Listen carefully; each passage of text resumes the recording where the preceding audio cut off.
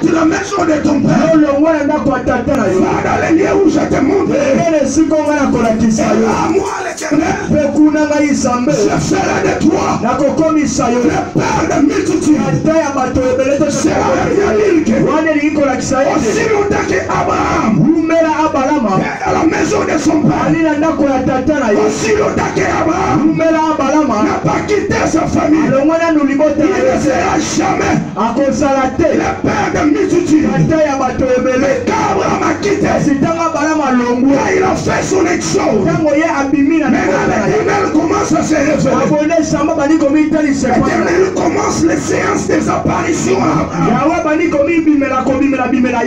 Quand Dieu apparaît à Abraham, dans Genèse 17, il a dit à Abraham, on ne t'appellera plus Abraham, mais on t'appellera Abraham. Dieu ajoute le préfixe Am au nom d'Abraham. Il n'est plus Abraham, mais il devient Abraham parce qu'il avait effectué l'exode. Mais dans Genèse 12, il est écrit dans la parole qu'Abraham a quitté, il se retrouva sur des montagnes. Et là il posa ses tentes. Bien-aimé dans le Seigneur, n'oublions pas cette histoire. Quand Abraham a fait son exode, il était avec son neveu Lot. Quand il y a eu une dispute entre le berger de Lot et le berger d'Abraham, Abraham a dit à son frère, si tu vas à la main droite, moi je vais à gauche. La Bible dit ceci, Lot a choisi la plaine.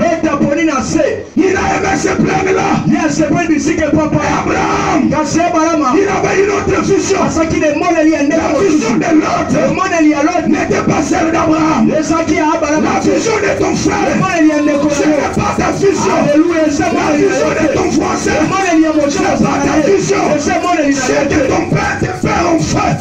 Toi tu le feras pas parce que tu as aussi ton appel. Parce que tu as aussi ton appel. Tu as tes propres apparitions.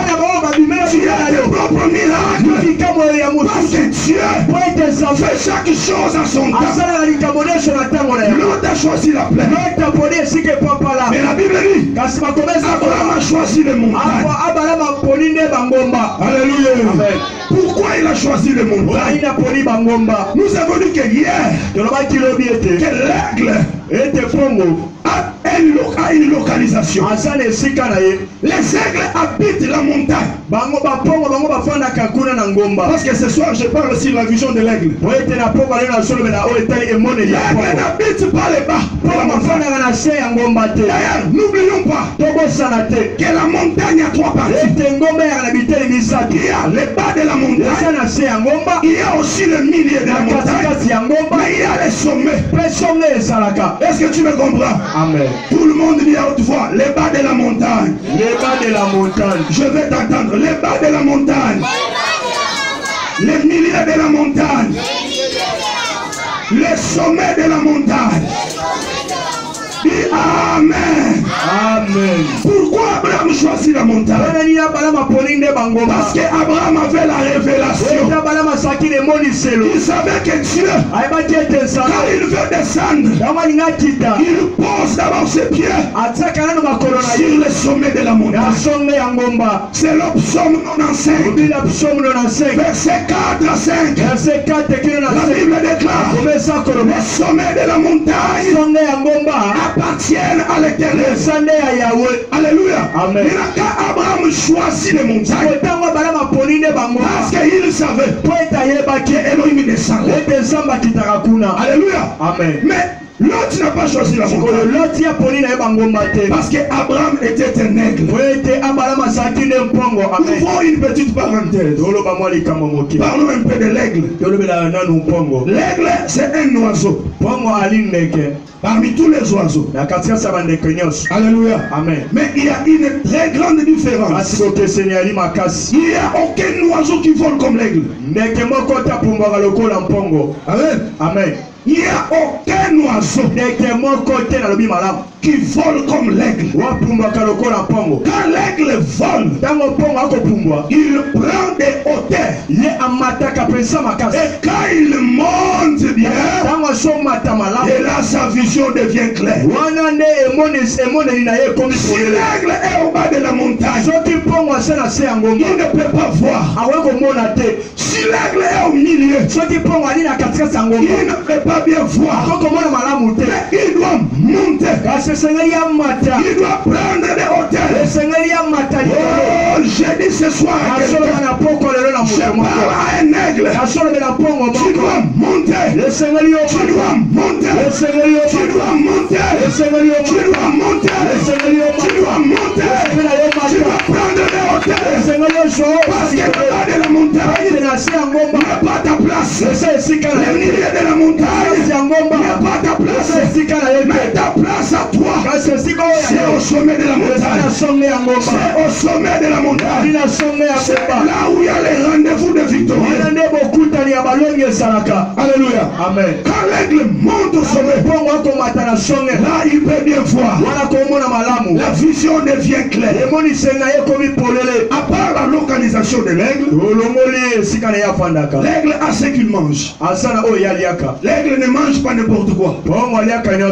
Il mange la chair et il boit les sang. C'est pourquoi hier quand on a lu Luc 17:37, où il a dit là où sera le corps, j'assemblerai les aigles. À chaque lieu où il y a un cadavre, les aigles viennent. Ils viennent pour manger la chair, pour boire le sang. Et nous avons dit que l'église de Dieu, c'est le lieu où il y a les cadavres. Et là nous tous les aigles, nous venons pour manger la chair et pour boire le sang. C'est pourquoi dans Ecclésiaste il est dit au chapitre 7, au début là vous descendez, la Bible dit mieux vaut aller dans la maison de deuil qu'aller dans une maison de festin. Il est important le peuple c'est l'image de l'église, un peuple qui s'est séparé du monde, un peuple qui se sépare des anciennes habitudes, un peuple qui accepte de vivre au sommet de la montagne. De la même manière, quand Israël était en Égypte, ils avaient l'air de mettre à part. Tu peux acclamer le Seigneur Jésus-Christ. Acclame le Seigneur, acclame le Seigneur, acclame le Seigneur, acclame le Seigneur. Alléluia. Quand Israël était en Égypte, il n'était pas au milieu des Égyptiens. Ils avaient l'air de mettre à part. Ils vivaient à Goshen. Chaque Goshen était dans les territoires égyptiens. Mais ils avaient l'air de mettre à part. Et dans la géolocalisation, Goshen est au nord-est de l'Égypte. Il est en face du soleil. Donc le peuple d'Israël, il n'était pas au bas de la montagne. Ils étaient au sommet. Et en face du soleil. Et le soleil dont je te parle, c'est pas le soleil de la géographie. C'est pas le soleil qui sort le matin. Mais je te parle ce soir du soleil de la justice. Le soleil de la justice. C'est l'eau qui est écrit dans Malachie. Pour vous qui craignez Dieu, c'est un soleil de la justice. Amen. Amen. Alléluia. Amen. Donc ils avaient l'air de mettre à part. Pour les Abraham qui sort, c'est l'image de l'église. Alléluia. Amen. L'image de l'église qui se sépare du monde, qui quitte l'air coutume, qui quitte les comportements mondains pour avoir un autre demeure. Et ce demeure là, c'est au sommet de la montagne. Alléluia. Alléluia. Amen. Ouvrons la Bible dans Matthieu chapitre 5. Matthieu chapitre 5. Je vais entendre quelqu'un donner les canons de l'huile à l'honneur de l'Éternel. Est-ce que tu peux faire du bruit à l'honneur de Yahweh?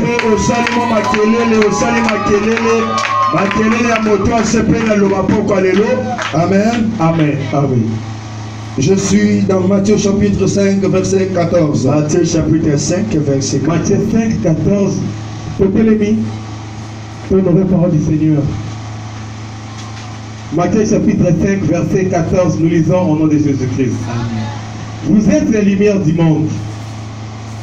Une ville située sur une montagne ne peut être cachée. Ok, tu peux rester là. Amen. Amen. La parole de l'Éternel.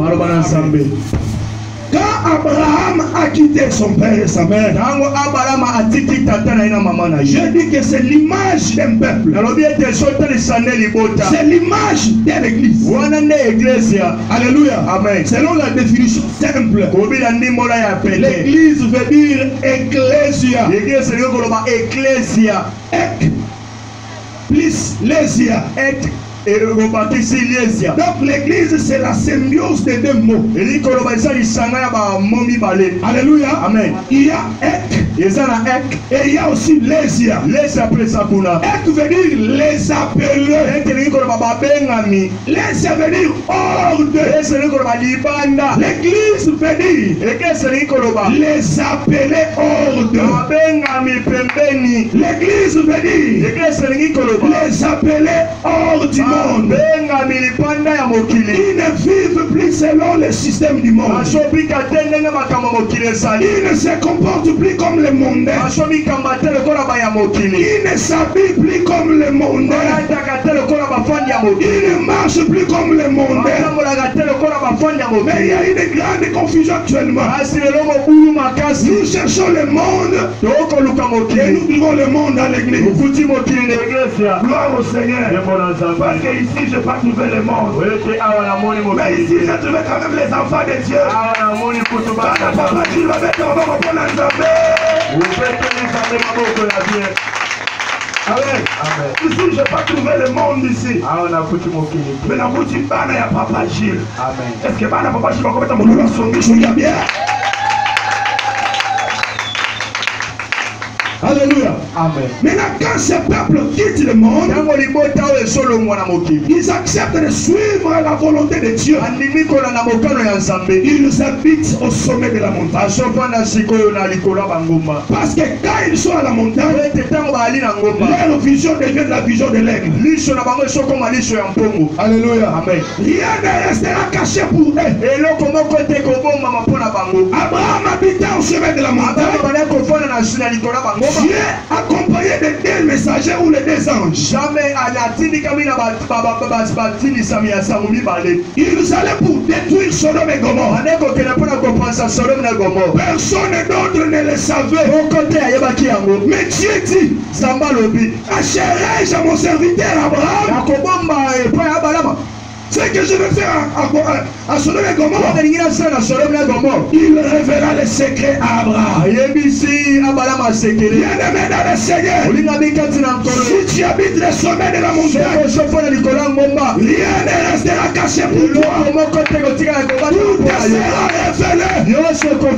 Même quand le monde est dans la distraction, Dieu t'ouvrira l'intelligence. Il parlera à ton cœur. Il te dira attention, regarde ce qui arrive. Parce que tu es à la montagne. Dieu voulait détruire Sodome et Gomorrhe. Personne ne le savait. Personne ne savait. Il révéla les secrets à Abraham. Il a dit à Abraham, je vais détruire Sodome et Gomorrhe.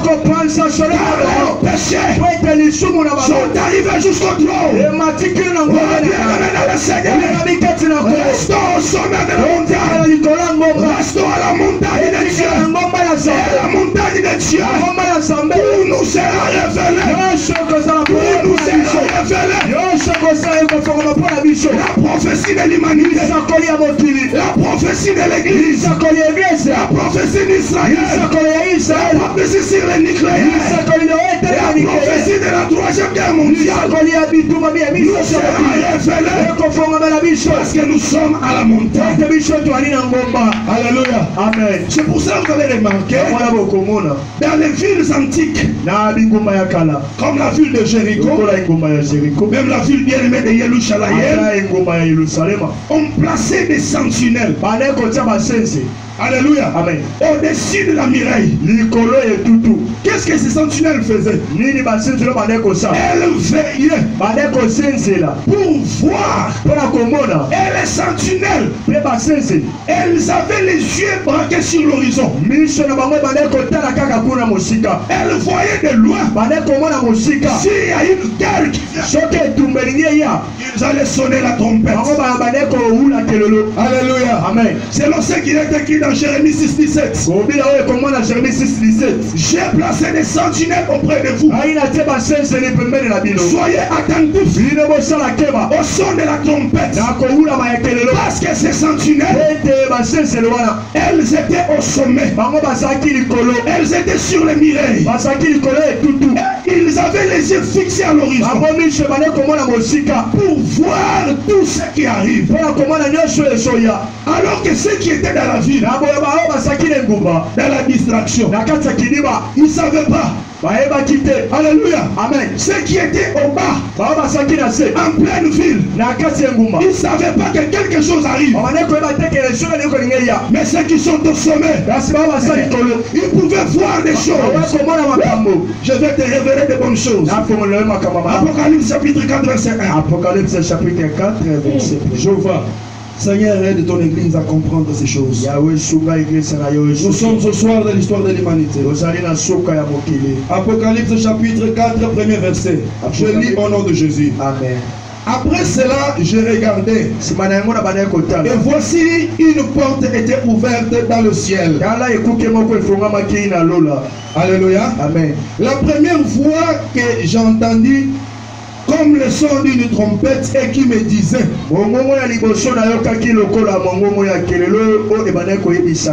monte ici. Prends ta Bible avec moi, ouvre ton téléphone. Prends ta Bible, frère, ouvre ta Bible. Même le téléphone, je répète. Après cela, je regardais et voici une porte était ouverte dans le ciel. La première fois que j'avais entendu comme le son d'une trompette et qui me parlait, dit monte ici et je te ferai voir ce qui doit arriver dans la suite. Est-ce que quelqu'un me comprend? Amen. Lis avec moi. Alléluia. Amen. Alléluia. Amen. Qui me dit, qui me parlait et dit, monte ici et je te ferai voir ce qui doit arriver dans la suite. C'est profond. Ici, c'est le prophète Jean. Par rapport à l'ordre ecclésiastique, on l'appelle apôtre. Il est apôtre, oui, parmi les 12. Mais son ministère, il avait le ministère prophétique. Parce qu'il a dit des choses que Paul n'a même pas dit. Que Pierre n'a même pas dit. Maintenant, c'est lui à qui on avait envoyé. Il dit à Jean, monte ici et je te ferai voir ce qui arrivera dans la suite des temps. Bien-aimé dans le Seigneur, là c'est dans Apocalypse. L'ange a dit à Jean de monter. Non, l'ange a dit à Jean de monter. Et s'il montait, on allait lui montrer ce qui arrivera dans la suite des temps.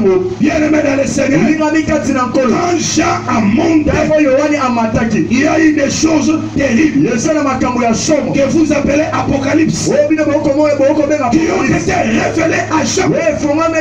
Les sorts de l'humanité, les choses qui doivent arriver sur l'enlèvement de l'église, sur la marque de la paix, sur la grande tribulation, sur le feu éternel.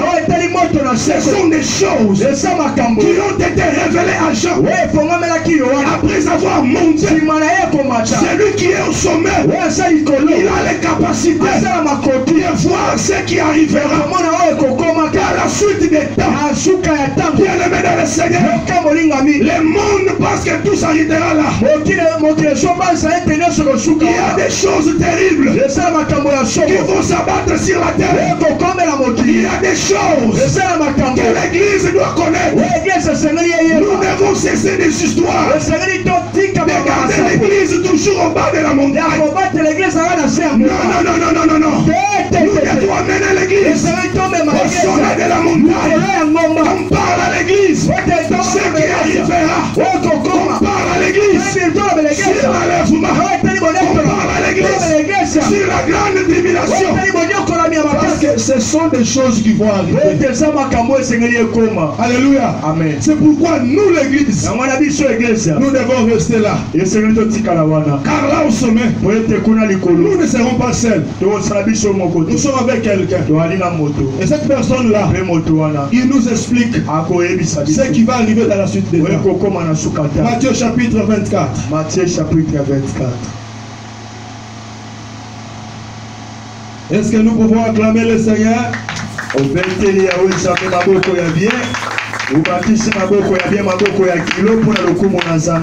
que Matthieu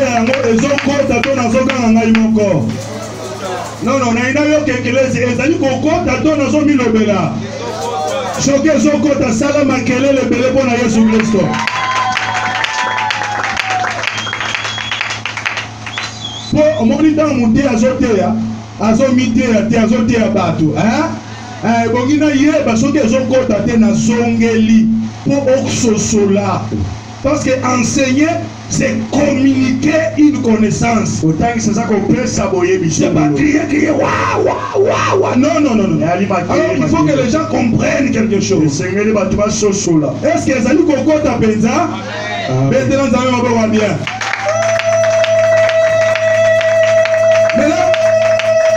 Yes, que Dieu vous bénisse pour le moulolo. Amen. Maintenant, nous voulons lire dans Matthieu, frère à lire. Nous allons comprendre les sommets de la montagne, là où nous sommes. Nous sommes avec qui? Et il nous explique ce qui va arriver. Matthieu chapitre 24.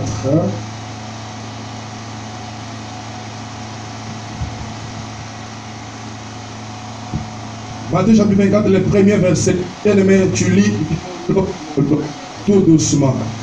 Nous lisons au nom de Jésus-Christ. Et comme Jésus s'en allait, au sortir du temple, ses disciples s'approchèrent pour lui en faire remarquer les constructions. Mais il leur dit, voyez-vous tout cela? Je vous l'ai dit en vérité, il ne restera pas ici pierre sur pierre qui ne soit renversée. 3. Il s'assit sur la montagne des Oliviers. Il s'assit où? Sur la montagne des Oliviers. Il s'assit où? Sur la montagne des Oliviers. Yes. Il s'assit sur la montagne des Oliviers. Ok. Et les disciples vinrent particulièrement lui faire cette question. Dis-nous, quand cela arrivera-t-il? Et quel sera le signe de ton avènement et de la fin du monde? Descends encore. 4. Jésus leur répondit, prenez garde que personne ne vous séduise. 5. Car plusieurs viendront sous mon nom en disant, c'est moi qui suis le Christ. Et ils se diront beaucoup de gens. 6e, vous entendrez parler de guerre et de bruit de guerre. Gardez-vous d'être troublés. Car il faut que ces choses arrivent. Mais ce ne sera pas la fin. Ce ne sera pas encore la fin. C'est une nation se lèvera contre une autre et un royaume contre un autre. Et il y aura en divers lieux de famine et de tremblements de terre. Parole de l'Éternel. Amen. Parole de l'Éternel. Amen. Acclamons le Seigneur pour cette bonne lecture de la parole. Alléluia. Amen. Maintenant, vous comprenez bien quand nous quittons le monde, comme Abraham a quitté, nous devons nous retrouver au sommet de la montagne. Nous venons de lire dans Matthieu 5, 14 à 15, où les critiques que vous êtes la lumière du monde, et une ville située sur une autre montagne. La ville n'est pas au bas de la montagne.